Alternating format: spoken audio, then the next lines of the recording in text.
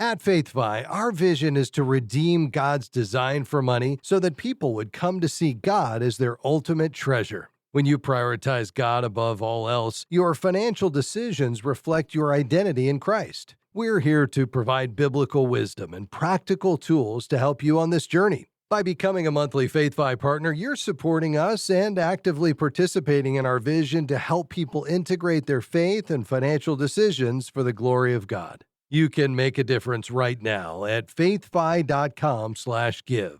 That's faithfi.com/give. Now, let's dive into the podcast.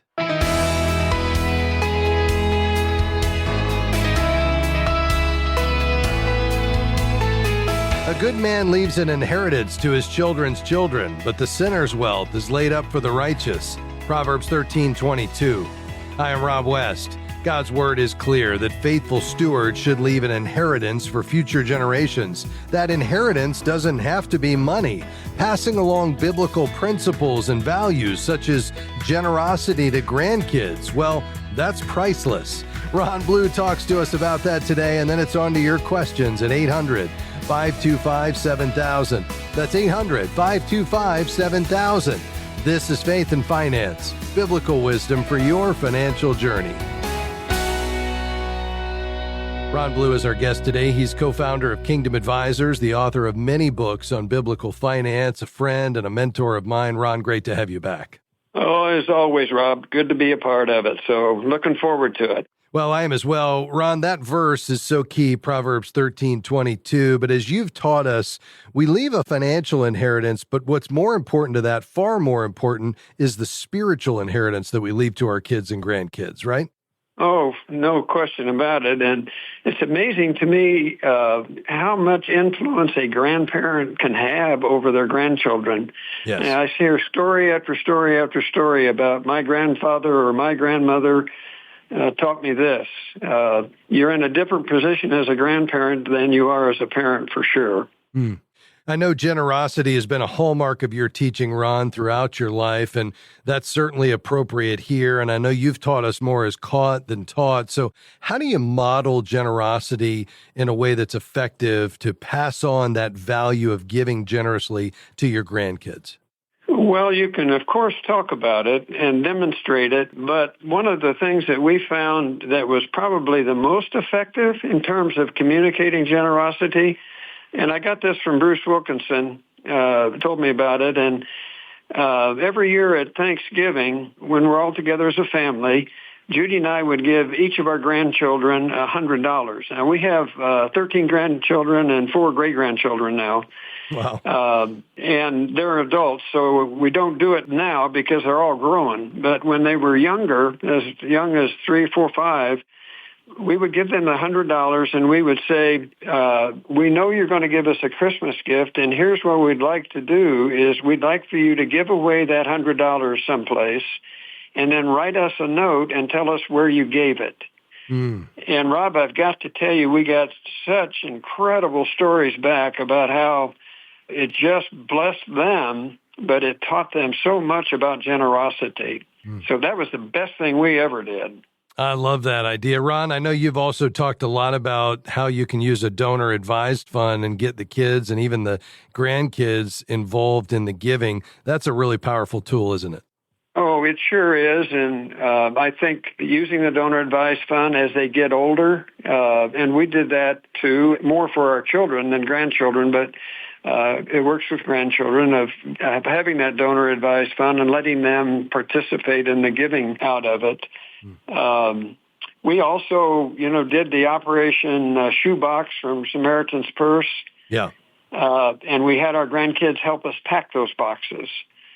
And they loved it. They looked forward to that time when they could pack the boxes. So it's kind of, can we be generous on the go, if you will, as the opportunity provides itself? Yeah, and you've got to be intentional with it. Ron, we've got just 45 seconds left. Challenge the grandparents listening right now as to why this is so important to model and teach generosity. Well, Well, I think the only way that you can experience financial freedom is to experience generosity. And so if you can help teach your grandchildren generosity, what you're doing is you're potentially freeing them up to live a life free from the bondage of money. And money can be a bondage many times. So teaching them to give in any way that you can is significant to their future well-being. No question about it. That is well said. As you've taught, Ron, the only way to free or loosen the grip of money over our lives is to give and give generously. Ron, thanks for your time today. You bet, Rob. Good to be with you.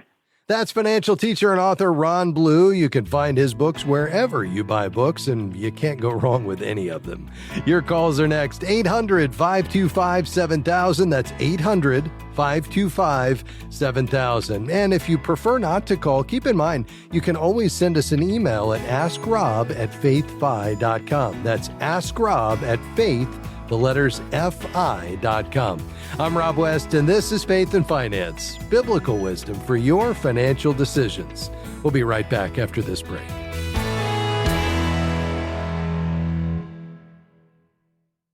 Financial fear is real, but so is God's promise to provide. At FaithFi, we know the daily stress of money can overwhelm your heart, but Jesus reminds us to look at the birds of the air. In Look at the Sparrows, a 21-day devotional, you'll find peace by focusing on God's faithfulness as you discover how to overcome financial anxiety with faith. Request a copy of the Look at the Sparrows devotional today with your gift of $25 or more by going to faithfi.com/give. Paying too much for health insurance? Frustrated by high deductibles and increasing premiums? There's a better way. Christian Healthcare Ministries. CHM is a Christian community delivering a faith-based solution to the high costs of healthcare. Take control over your healthcare costs with a program from CHM that could save you up to 40%. Learn more and enroll today at chministries.org/faithfi. That's chministries.org/faithfi.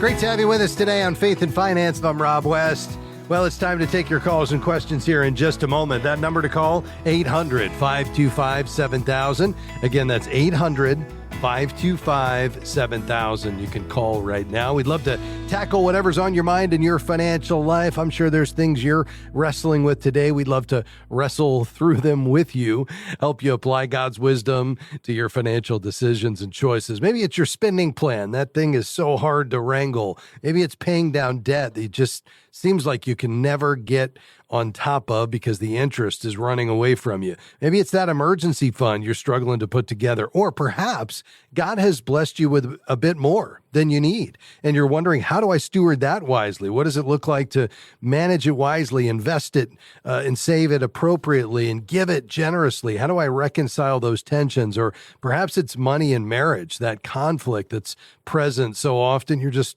struggling with how to navigate that. We'd love to tackle any of those topics with you today. The number to call, 800-525-7000. We've got several lines open. They won't be open for long, so go ahead and call right now. Our team is standing by. Again, 800-525-7000. In the news today, economists tell us the rate of inflation has fallen a long way from its high during the COVID crisis. But that sky-high inflation is unfortunately baked into the cost of everything. It's causing many Americans to continue living paycheck to paycheck. That's according to a new customer survey by Bank of America. Respondents had annual incomes ranging from $50,000 all the way up to $150,000.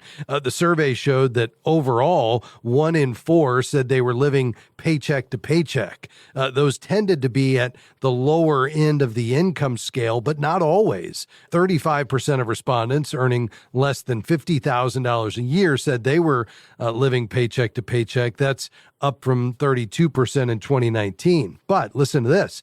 20% of those with incomes of $150,000 or more are also living paycheck to paycheck. That's up from only 17% in 2019. Bottom line, if you're living paycheck to paycheck, you've got to find a way to lower your expenses or increase your income or both. So there's margin in your budget. That margin is so key. By the way, I mentioned the conflict that we can have around money and marriage. One of the keys to overcoming that conflict, according to Harvard researcher Shanti Feldhahn, is cushion or margin.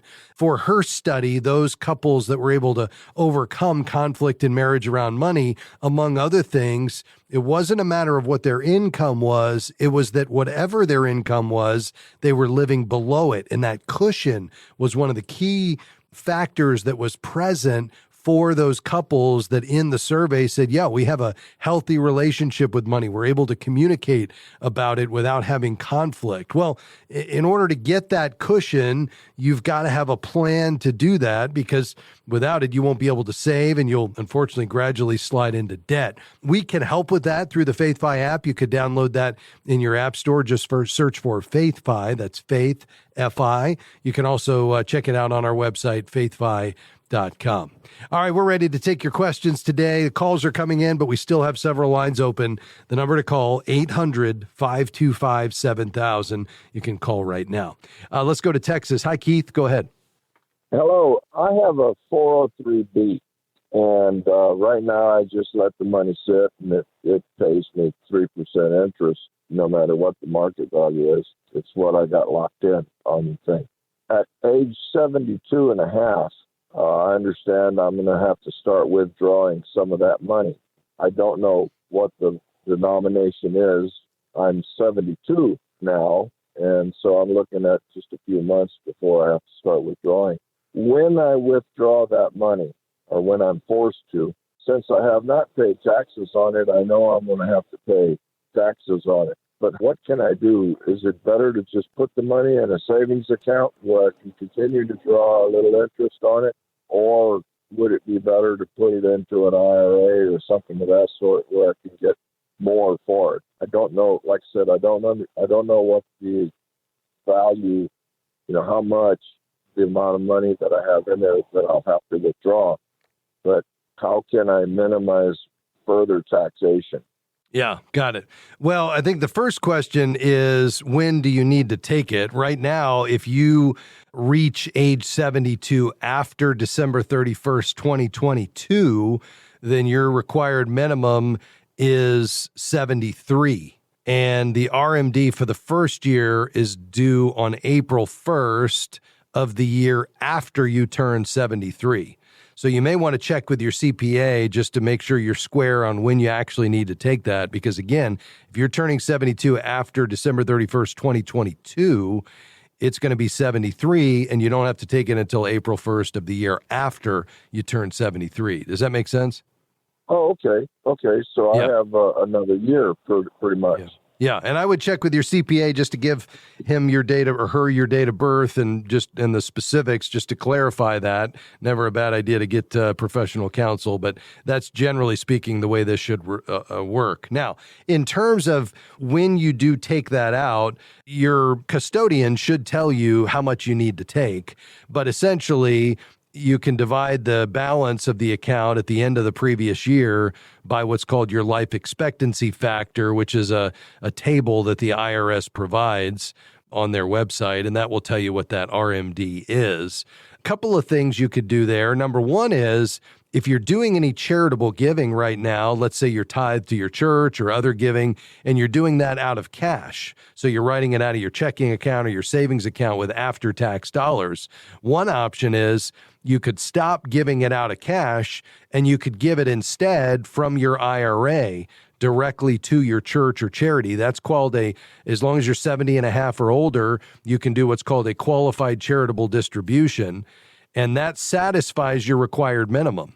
And it's the only way to get money out of an IRA, which means you'd have to transfer the 403B to an IRA before you did it, but you can as long as you separate from your employer, separate from service. It's the only way to get money out of an IRA without paying tax on it. So essentially, you could, instead of pulling it out of one pocket, which is after-tax dollars in your checking account, you could pull it from your IRA and satisfy that RMD, give the same amount to your church or charity, and not pay any tax. Does that make sense? Yeah. So that's get around it. Yeah, that's one way. The other is, if you do need to take it out, you pay the tax on it, and then what you do with it's up to you. You could only put it into an IRA if you have earned income. So not unearned income like Social Security or interest income, but if you have earned income from wages or self-employment income, then you could contribute to an IRA up to the amount of earned income you have and only to the maximum contribution for the year, which for 2024 is $8,000 if you're over the age of 50. And that's going to, I think, be $8,500 next year. So that would be an option. Or you could just, put it into another account, like to build up your emergency savings, or you could just invest it in a taxable account if you don't have earned income, and then you'd pay capital gains along the way. Does that make sense? Yes, sir. Okay. Yes, sir. Gotcha. Good. Okay. Thank you very much for your information, and it's a great show. Thank you, Keith. God bless you, my friend. We appreciate you being on the program. Well, folks, we're going to head into our first break here in just a moment, but we do have some lines open today. So if you have a financial question, you'd love to wrestle with it, we'd love to talk to you about it. You can call 800-525-7000. We want to help you see God as your ultimate treasure and money a tool to accomplish God's purposes. Let's do that together as we talk about a biblical worldview of money right after this break. We'll be right back.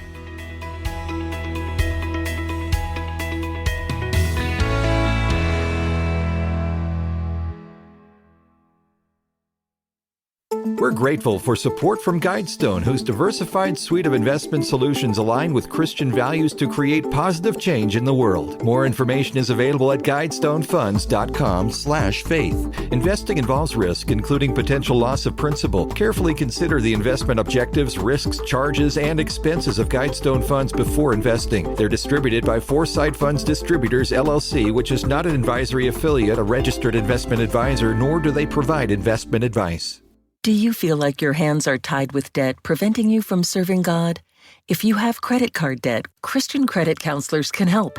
Through our debt management program, we can get you out of credit card debt about 80% faster while honoring your debt in full. For more information on how Christian credit counselors can help, visit ChristianCreditCounselors.org. That's ChristianCreditCounselors.org, or call 800-557-1985. 800-557-1985.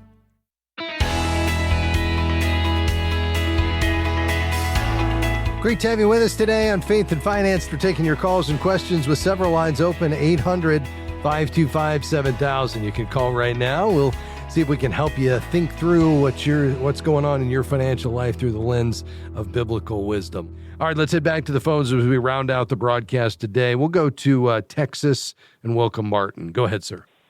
So I'm not typically what you deal with, but here's my situation. I'm married. We're 50 years old. I work full time. My wife works on the side. We have 3.5 acres. We have a double wide manufactured home. Now, I pay a 9.4 interest rate on that. One of my main concerns is, could I make changes to make it to where it's not a mobile home? Where do I get the funds to do that, to make upgrades on my house, to raise the value on it, get possibly a lower interest rate, different mortgage? We don't have savings. Our vehicles are paid for. We live week by week. So. Gotcha. Yes, sir. Well, a couple of thoughts here. I think the first one is I'd love for you to start working toward, before you do anything, an emergency fund, just because, we know the unexpected is guaranteed. I mean, it will happen, and we want you not to have to fall back on credit cards when that happens or some other means. And so, I realize it's easier said than done, but I think, at the end of the day, it's going to require finding ways to dial back lifestyle spending, even where you could take $25 or $50 a month and just get an automatic transfer going to a separate savings account so you can start building something up. Start with a small goal of saving $500 to $1,000 in an easily accessible account. This is going to give you the cushion for those unexpected expenses. I think second, track your spending. See where your money's going each month, whether it's our app or a paper and pen process. I think it's really important just to have a good understanding of everywhere your money is finding its way to and just looking for any opportunity to cut back. Since you have that $1,300 monthly payment right now, what is that covering? What is that for? Is there a mortgage on the double wide? Yes, it's mortgage, insurance, escrow. That's Okay. total payment. Yeah, got it. And I know you said you're living kind of right up to the edge. I mean, the only way really for you to, enhance that. And by the way, what is your current interest rate? 9.4. Okay. Yeah. So you could do better than that now, depending on what your income situation looks like. Sounds like you don't have much debt, so that's good. Do you happen to know what your credit score is? Oh, it's way down again. I'll get it up and then make one mistake and it just falls. Yeah. I'm probably around the 500 right now. Okay. Yeah. So I think the thing for you to do at this point would be to start working on that emergency fund. Again, even if you can just make a little progress each month, make sure you're always on time to the best of your ability, because the most recent information impacts you the most. So, a late payment today is going to really pull that score down quite a bit.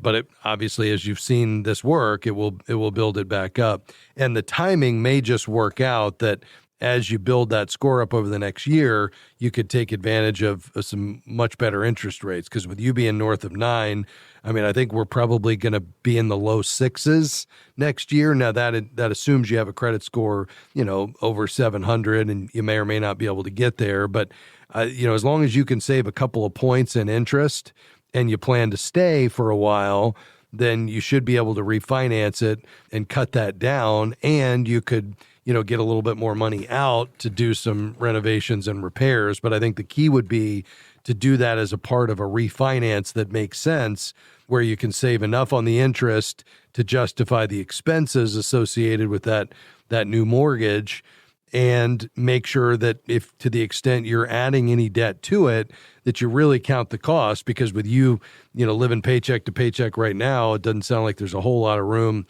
to have a larger monthly payment. And even though the lower interest rate will help some, it's not going to help a whole lot, with an amortized mortgage. So I think your next step is, let's start slowly working on that emergency fund. Let's really dial into the spending plan, look for every opportunity to cut back.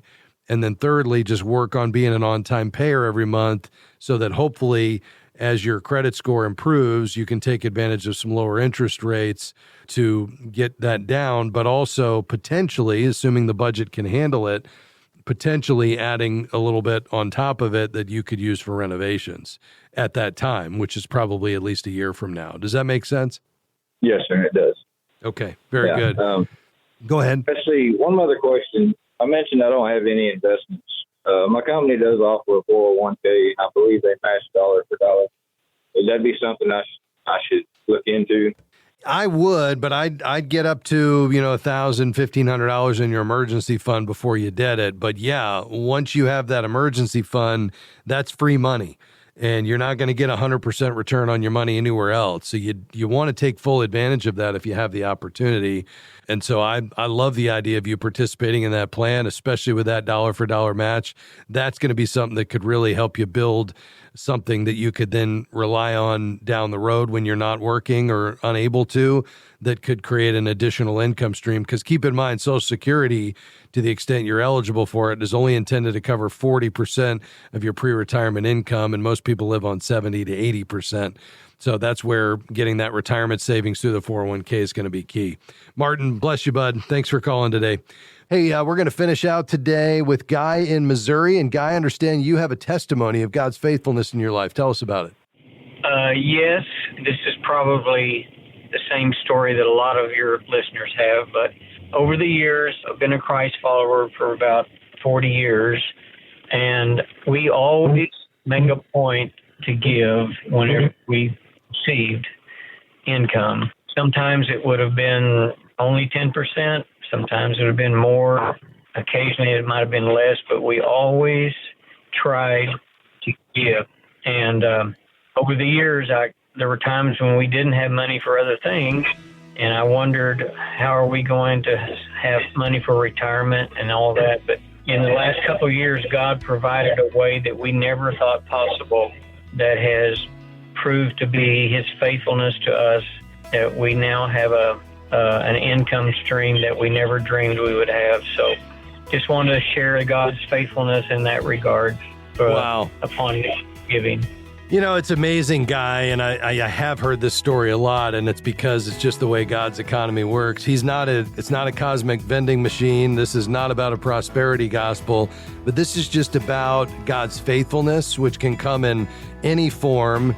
But when we make God our ultimate treasure and we hold his resources loosely and we give it generously, it's amazing to see what happens. And I think that's just the way God has, wired us, and that's also just the way his economy works. Crank it through your calculator, it doesn't make sense, and yet you can't outgive God, and the joy that follows is incredible. So thanks, sir, for sharing your story today. I'm confident it's been encouragement to others. Lord bless you. Folks, thanks for being along with us. We'll look for you tomorrow. Big thanks to my team today, Jim, Taylor, Devin, Sandy, and everybody here at FaithFi. Couldn't do it without them. We'll see you next time. Bye-bye.